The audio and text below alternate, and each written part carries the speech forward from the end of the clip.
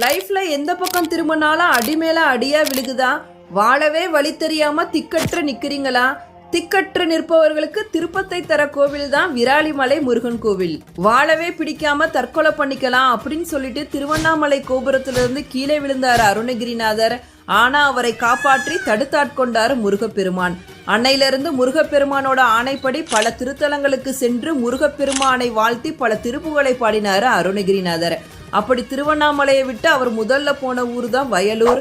அங்க போய் முருகப்பெருமானை நினைத்து மனதார திருப்புகளை பாடிட்டு வெளியில வராரு. அதுக்கப்புறம் எங்க போறது, எந்த கோவிலுக்கு போறது அப்படின்னு தெரியாம திக்கற்று நின்றுகிட்டு இருந்தாரு அருணகிரிநாதர். அப்பனே முருகா எனக்கு வழிகாட்டுப்பா அப்படின்னு சொல்லிட்டு வேண்டாரு. உடனே முருகப்பெருமான் வேடனாய் வந்து விராலிமலைக்கு வழிகாட்டினாரு. முருகப்பெருமானோட அந்த வேடன் திருக்கோலத்தை பார்த்த அருணகிரிநாதர் நெகிழ்ந்து போய் ஒரு திருப்புகழை பாடினாரு. அந்த திருப்புகழ் தான் முருகப்பெருமானோட திருக்கோலத்தை அழிக்கக்கூடிய